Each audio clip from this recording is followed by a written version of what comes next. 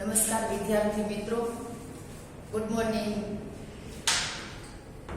કેમ છો? બરાબર રીતે વિડિયો જોવો છો ને?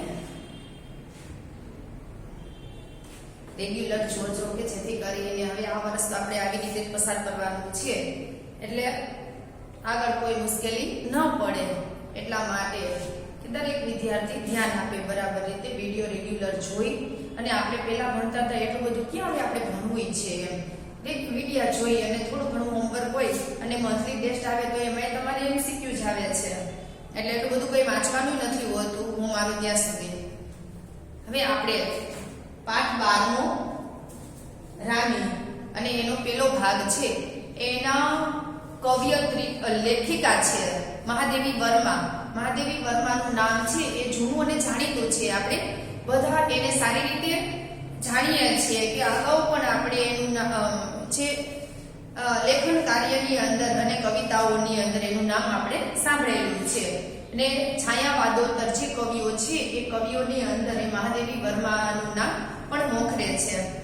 તો આ રાણી એ પાઠ છે એ મહાદેવી વર્માએ લખેલો હતો. આપણે સૌપ્રથમ આપણે એ લેખિકાનો પરિચય આપણે જોઈ લઈએ. हिंदी साहित्य में महादेवी वर्मा अर्थात मैं नीर भरी दुख की बदरी और तुमको नीव में ढूंढा, तुम्हें ढूंढी पीड़ा कहने वाली सहृदय भावुक अत्यंत संवेदनशील और समग्र न्यू सृष्टि पर अनुकंपा व्यक्त करने वाली छायावादी युग की अप्रतिम रचनाकार. એટલે કે છે કે જો મહાદેવી વર્મા છે એનો આપણને પરિચય કેવી રીતે કરાવેલો છે કે એનો પરિચય આપણને એવી રીતે આપેલો છે કે મેં નીર ભરી બદરી, એટલે કે છે કે કવિયત્રીઓમાં મહાદેવી છે એ છાયાવાદોત્તર કવિયત્રીમાં એનું નામ મોખરે છે કે પ્રકૃતિ પ્રેમી એ કવિયત્રી છે કે પ્રકૃતિને જોઈ અને તેના હૃદયની અંદર તરત જ એ શબ્દો નીકળી જાય એવી આ કવિયત્રી છે.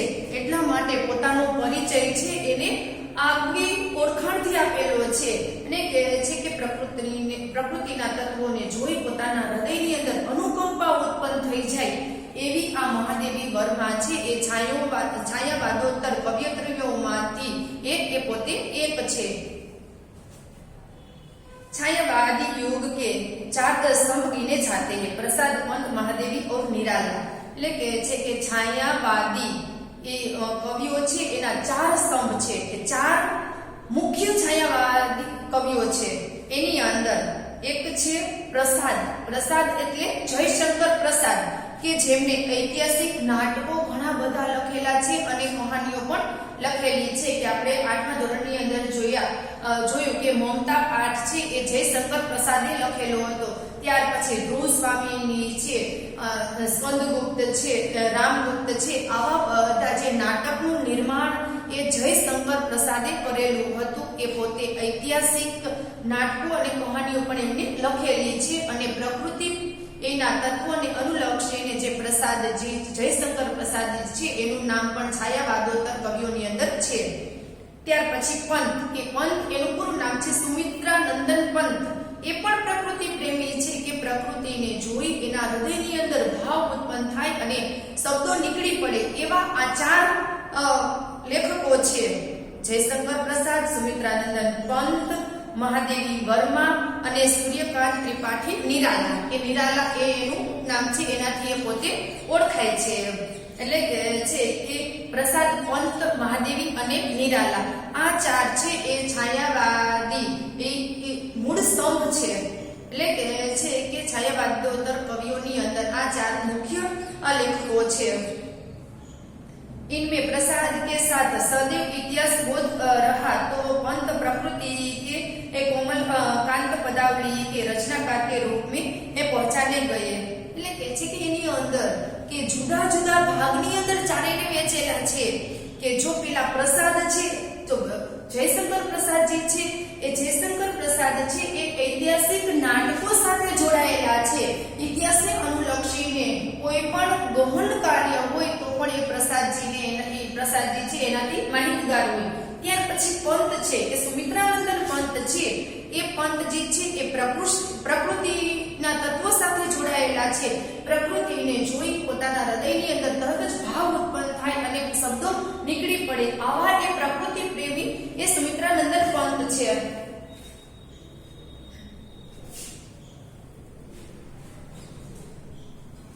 निराला अपनी ओजस्विता और रौद्रता के लिए तो महादेवी धीर गंभीर दर्द की दास्तान सुनाने वाली कवयित्री के रूप में पहचानी गई. એટલે કે છે કે નિરાલાજી છે એ કોઈ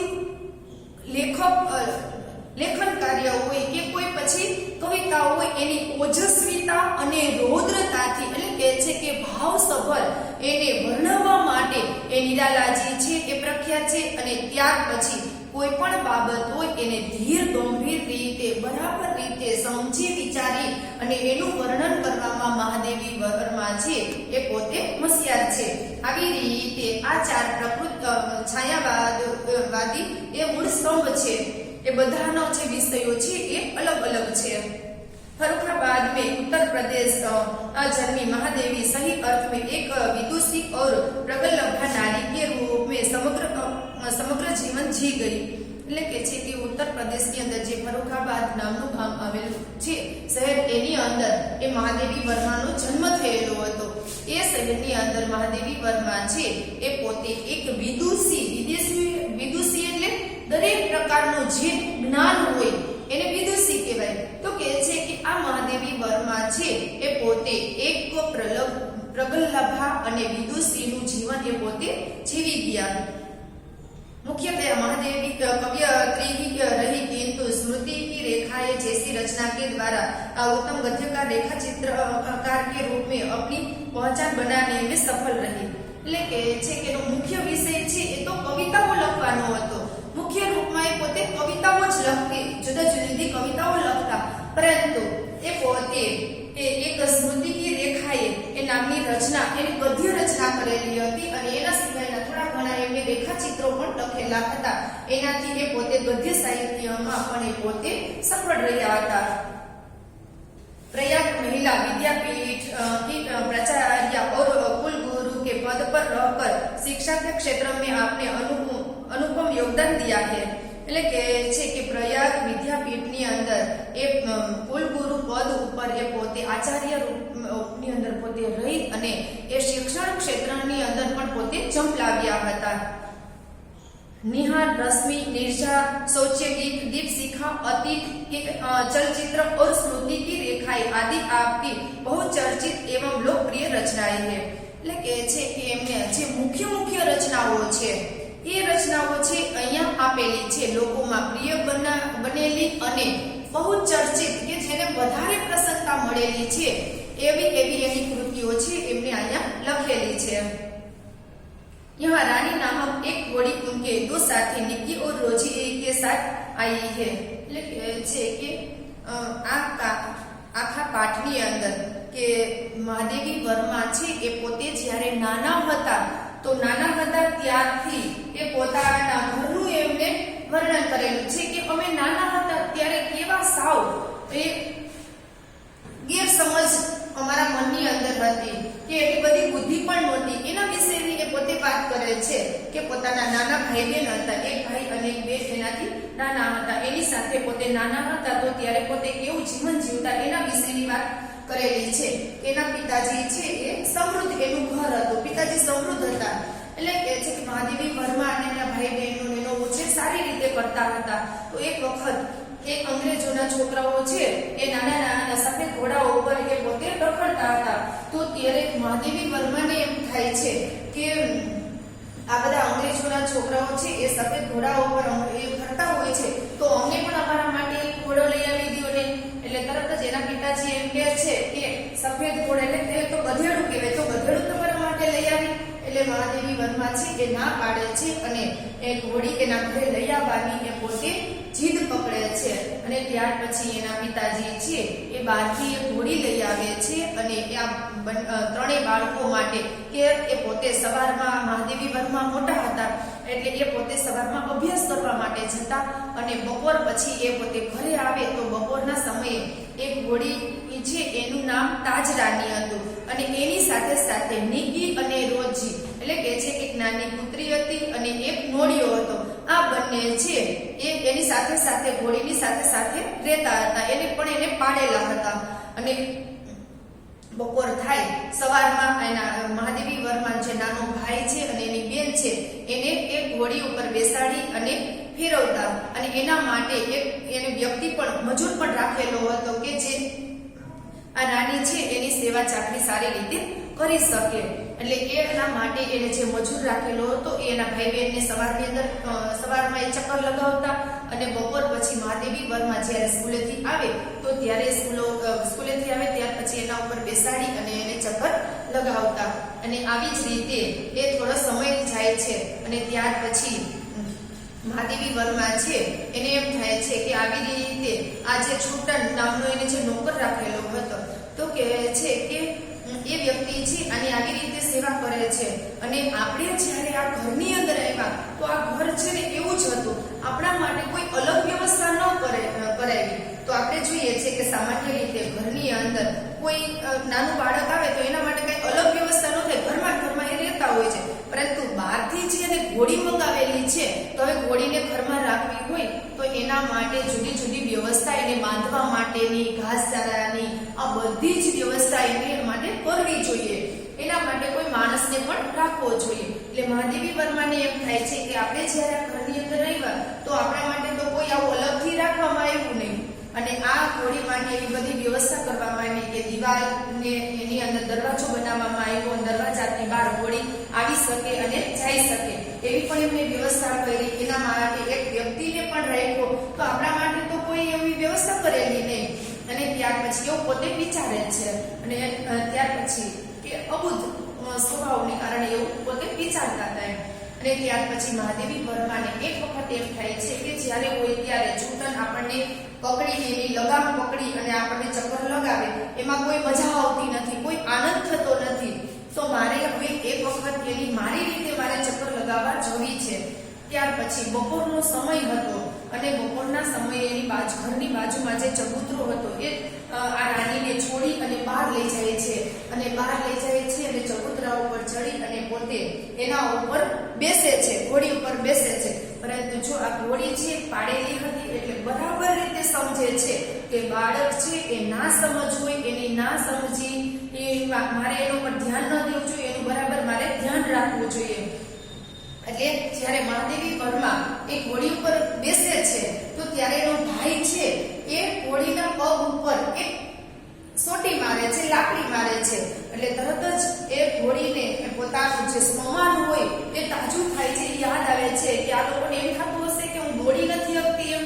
એટલે તરત જ એ ઘોડી છે એ રાની ત્યારથી એવી દોડવા માંડે છે કે પોતાનું ધડક કરતી એવી દોડે છે કે ઘડીકમાં એ પોતે નદી નાળાને આગળ વધતી એ પોતે આગળ વહી જાય છે.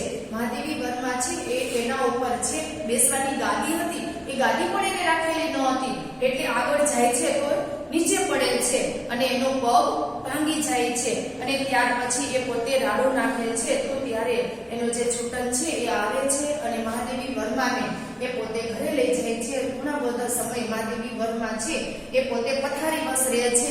અને ત્યાર પછી જ્યારે પોતે સંપૂર્ણ રીતે સાજા થઈને બહાર આવે છે તો ત્યારે એ ઘોડી છે કે જાણે પોતાને એટલું બધું દુઃખ થતું હોય કે મેં આને પાડી દીધી છે તો એવી જ રીતે પોતાના હૃદયનો ભાવ વ્યક્ત કરતી એ જોરથી મહાદેવી વર્માને જુએ છે તો હણહણવા લાગે છે અને હણહણી અને એના પ્રત્યેનો જે પોતાના હૃદયનો ભાવ વ્યક્ત કરે છે એની સામું એ જુએ છે અને નીચી નમતી હોય છે એવો એના પ્રત્યેનો ભાવ વ્યક્ત કરે છે. એટલે મહાદેવી વર્મા છે એની આંખમાં પણ દળદળ આંસુ વહેવા લાગે છે. અને ત્યાર પછી કે એના ઘરની અંદર એવું બને છે કે એનો નાનો ભાઈ હોય છે, નાના ભાઈનો જન્મદિવસ હોય છે અને જન્મદિવસના દિવસે એની નાની છે એને સોનાના કડા આપે છે, એ કડા પહેરાવે છે. તો એ કડા છે એ કોઈને ગમ્યા હશે ને કોઈ એના ભાઈના હાથમાંથી કાઢી લીધા છે. પેલા તો એને એમ થયું કે આ સોનાના કડા છે તો કોઈ પણ એ ત્રણેય ભાઈ બેન છે કે કોઈ ઘરમાં નવી વસ્તુ આવી હોય તો નવી વસ્તુ તરત જ રાનીને બતાવવા જતા હતા કે રાનીને પોતાના ઘરનું સભ્ય માનતા હતા. એટલે એને બતાવવા જાય છે અને એટલો બધો હરખ આવી જાય છે કે એના હાથમાંથી સોનાના કડા કાઢી અને એ ઘોડીના કાનની અંદર પહેરાવી દે છે, એના શિંગડા ઉપર પહેરાવી દે છે. એટલે તરત જ એ પોતે એને પહેરાવી દે છે અને ખૂબ જ રાજી થઈ જાય છે. પરંતુ આ સોનાના કડા કોણ લઈ લે છે એની એને ખબર હોતી નથી અને એ કડા છે કે કોઈએ લઈ અને નીચે ખાડો ઊંડો ગારી અને એની અંદર નાખી દીધા હોય છે. અને જ્યારે જમવા બેસે છે તો ત્યારે એની માની નજર એના હાથની અંદર જાય છે અને એને કહે છે કે તારા સોનાના કડા ક્યાં? તો પછી તરત જ બધા જ ઘરના સભ્ય છે એ ગોતે છે, પરંતુ ક્યાંય કડા મળતા નથી. એટલે તરત જ એના પિતાજી છે એ આ રાની સામું જોઈએ છે તો રાની છે એ ખૂબ જ જોરથી હણહણવા લાગે છે અને એના પિતાજીને ત્યાંથી લઈ જાય છે અને જે જગ્યાએ કડા પડેલા અંદર દાટેલા હતા એ જગ્યાએ જઈ અને પોતે આમ ખોદવા લાગે છે. અને ત્યાર પછી ત્યાંથી ખોદે છે તો અંદરથી એ કડા નીકળે છે. કોને દાટ્યા હતા અંદર એની કોઈને ખબર હોતી નથી અને કડા છે એ તરત જ ત્યાંથી મળી જાય છે. અને ત્યાર પછીનો જે પ્રસંગ એવો આવે છે કે એ આ રાની ઘોડી હોય છે. એટલે ઘોડી હોય છે અને થોડો સમય જાય છે તો ત્યારે એના પેટની અંદર એક નાનું બચ્ચું ઉછળતું હોય છે. તો એ થોડો સમય જાય છે તો તે બચ્ચાને જન્મ આપે છે અને ત્યારે આ બાળકો છે એ સાવ અબોધ હોય, તેને કઈ ખબર હોતી નથી અને બાળકો કહે છે કે આ આવ્યું ક્યાંથી એમ. એટલે તરત જ એના જે નોકર છે એ કહે છે કે રાણીના પેટની અંદર હતું એમ. તો કે રાણી આપણા માટે આટલું બધું કામ કરે છે તો એ કહે છે કે આ બાળક છે, આ બચ્ચું છે એના પેટમાં બેઠું બેઠું આવું દાણા ખાઈ જતું હશે તો રાની માટે કઈ વધવા દેતું નહીં હોય, એવો પોતે પોતાના મનનો ભાવ વ્યક્ત કરે છે અને કહે છે એવી રીતે. અને ત્યાર પછી એ કહે છે કે એને હવે આપણે પણ એને બરાબર રીતે કામે લગાડવું જોઈએ. તો કે હજી બીજું હોય તો આપણે જે રાણીના પેટમાંથી કાપો મૂકી અને બીજું લઈ લેવું જોઈએ. એટલે કહે છે કે તો એ સોયથી તો એ કાંઈ એનું પેટ સંધાય નહીં. તો કહે છે કે સુયો છે એ નોકરના માળિયા ઉપર પડેલો છે તો આપણે સુયો લઈ અને એને આપણે સાંધી નાખશું એનાથી. એટલે કહે છે કે સુયો પણ આપણા માટે મુશ્કેલ છે. અને ત્યાર પછી આ જે વછેરું છે એ ધીમે ધીમે મોટું થાય છે. પેલા તો એના પ્રત્યે એને ગુસ્સો આવતો અને હવે તો એ ધીમે ધીમે મોટું થતું હોય છે અને એના પ્રત્યે પણ એ લોકોને લાગણી વધતી જાય છે. તેના પ્રત્યેનો જે ભાવ છે એ પણ વધતો જાય છે અને એની સાથે પણ હળી મળીને રહેવા લાગે છે. આ મહાદેવી વર્મા, એનો ભાઈ અને એની બેન અને એના ઘરમાં જે પાડેલા નિકી, રોજી અને આ રાની, આ ત્રણ છે એની સાથે સાથે નાના બાળકો છે અને એની સાથે રમતા હોય છે અને એની સાથે એટલી બધી આત્મીયતા બંધાઈ જાય છે કે પોતાના ઘરના સભ્ય જેવું એ પોતે વર્તન કરતા હોય છે. કે કોઈ વસ્તુ નવીન ઘરમાં આવેલી હોય, કોઈ ખાવાની વસ્તુ હોય એને આપી હોય બિસ્કિટ કે મીઠાઈની, એ પણ એને ખવડાવતા, એની સાથે હળીમળીને રહેતા. જ્યારે પોતાના કામથી પરવારી અને તરત જ એ પોતે પોતાના ફળિયાની અંદર એની સાથે રહેતા. આવી જ રીતે એ આ રાની પાઠની અંદર જે મહાદેવી વર્મા છે એ પોતાની બાલ સુલભ જે વાતો છે એનું એમને વર્ણન કરેલું છે કે પોતે નાના હતા તો ત્યારે કેવી રીતે આ પશુઓ સાથે પોતે વર્તન કરતા એના વિશે એની એ પોતાની બાલ સુલભ વાતો છે એ એમને ભાગોળેલી છે. હવે આપણે આ મેં એમનો ભાવાર્થ તમને કહી દીધો કે જેથી કરીને તમને સમજવામાં સરળતા રહે. હવે આપણે પાઠની શરૂઆત કરીએ કે થોડું આપણે લઈએ. रियासत होने के कारण इंदौर में शानदार घोड़ों और सवारों का आधिक्य था. रियासत એટલે રાજ્ય, કે રાજ્ય હોવાને કારણે ઇન્દોરની અંદર કે શાનદાર એવા ઘોડાઓ છે અને એની ઉપર ઘણા બધા લોકો, આધિક્ય એટલે વધારે પડતા, કે ઘણા બધા લોકો આવા શાનદાર ઘોડાઓ ઉપર સવારી કરતા કરતા જતા હોય છે. इसके अतिरिक्त हम अंग्रेजों के बच्चों को छोटे टट्टुओं या सफेद गद्धों जिसकी जाति के संबंध में रामा ने हमारा ज्ञान वर्धक किया था पर घूमते देखते थे. એટલે કહે છે કે એનાથી પણ વધારે કે અંગ્રેજોના બાળકો છે એ નાના નાના સફેદ ઘોડા ઉપર એ હરતા ફરતા એ જોવે છે. એટલે મહાદેવી વર્માને પણ મનની અંદર કે જેવી વાતો ઉત્પન્ન થાય છે, ભાવ ઉત્પન્ન થાય છે અને એનો જે નોકર રામા છે એ રામા છે એ સફેદ ઘોડા વિશેની એને વાત કરે છે કે સફેદ ઘોડા કોને કહેવાય એના વિશે એના જ્ઞાનમાં વધારો કરે છે. અને આ મહાદેવી વર્મા એના ભાઈ બહેનો છે ત્યાં ઇન્દોરની અંદર જ્યાં શાનદાર ઘોડાઓ છે એને હરતા ફરતા જુએ છે અને અંગ્રેજોના બાળકોને એ સફેદ ઘોડાના જે વછેરા હોય એના ઉપર પણ હરતા ફરતા એ પોતે જુએ છે. रामा की कहानियों में तो राजा अपराधियों को गधे पर चढ़ाकर आदेश निकाल देता है. એટલે કહે છે કે રામા છે એનો ઘરનો નોકર છે. એ ઘણી બધી વાતો આ બાળકોને વાર્તાઓ કહેતો, પરંતુ એ વાર્તાઓ કહેતો કે સફેદ ટટુ એટલે કે છે કે સફેદ ઘોડા એટલે સફેદ ઘોડા તો ગધેડાને કહેવાય એવું એને કીધેલું હતું. અને કે ગધેડા ઉપર ક્યારે કોને બેસાડે કે જ્યારે કોઈ અપરાધી હોય કે ગુનેગાર હોય કોઈ ખરાબ કાર્ય એમને કરેલું હોય તો ત્યારે ગધેડા ઉપર બેસાડી અને એના દેશમાંથી કાઢી મૂકવામાં આવતો. એને કે સફેદ ટટ્ટુ કહેતા. इन्हें गधों पर बैठा कर प्रसन्नता से घूमते देखकर विश्वास करना कठिन था कि इन्हें दंड मिला है. એટલે કહે છે કે આ તો સફેદ ગધેડા ઉપર બેસી સફેદ ઘોડા ઉપર બેસી અને એવા શાનદારથી એ પોતે સવારી કરતા હોય છે. આમ તેમ ફરતા એને જુએ છે કે હસતા ખેલતા તો કે એવું તો લાગતું નથી કે આને દંડ મળ્યો હોય એવું તો કાંઈ નામો નિશાન દેખાતું નથી એના ચહેરા ઉપર. रामा के पास हमारी जिज्ञासा का समाधान था.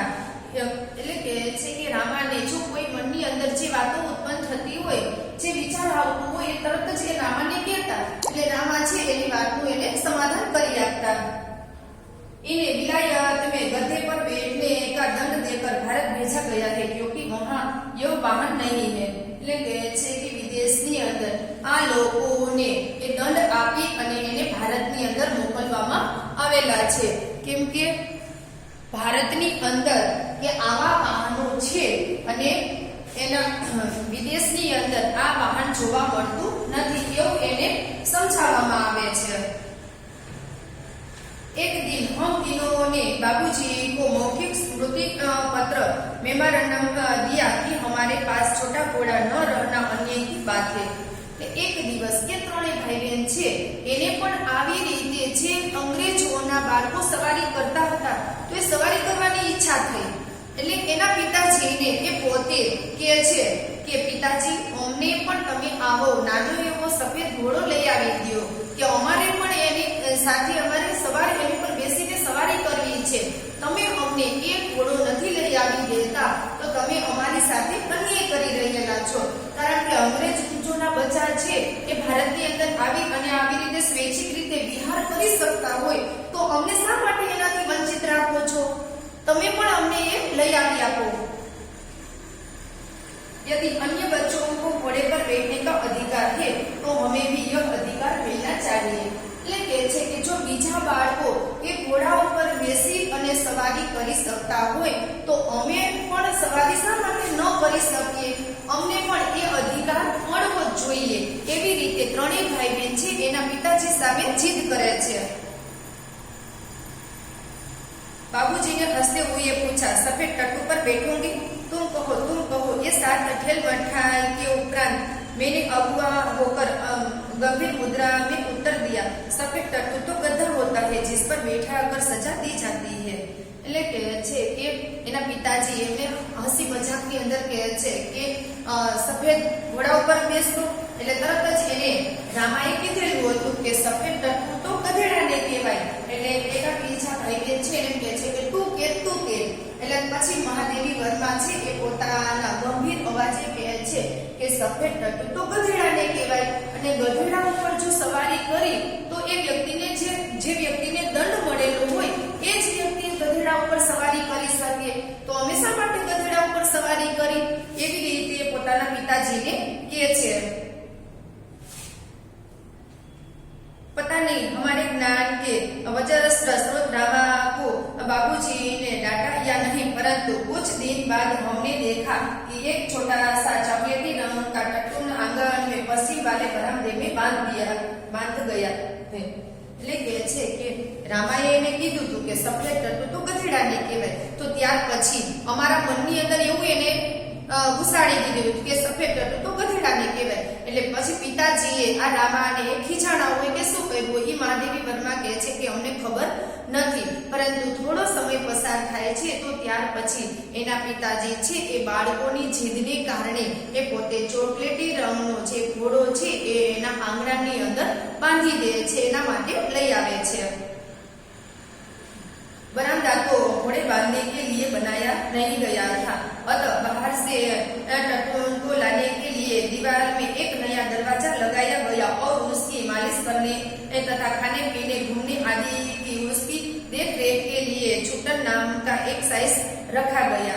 એટલે છે કે તેનું આંગણું છે એ તો ઘોડો બાંધવા માટે તો બનાવ્યું નહોતું, પરંતુ ત્યાં જગ્યા કરી અને એ ઘોડીને ત્યાં બાંધે છે અને દિવાલની અંદર એક દરવાજો કરે છે, એ દરવાજાની અંદરથી એ ઘોડી છે એ ત્યાંથી આવી જઈ શકે એટલા માટે ત્યાં એક દરવાજો મુકાવે છે અને ત્યાર પછી એ આ ઘોડીને ખાવા પીવા એને બહાર ફેરવા લઈ જવા માટે એક છૂટન નામનો એક વ્યક્તિ એક નોકર એના માટે રાખવામાં આવે છે। હવે પછીનો જે પાઠ છે એ આપણે ત્યાર પછીના વિડિયાની અંદર લેશું અને અત્યાર સુધીમાં જે છે એટલું તમે એક વખત વાંચી લેજો કે જેથી કરીને તમને આગળ સમજવામાં તકલીફ ન પડે। અસ્તુ।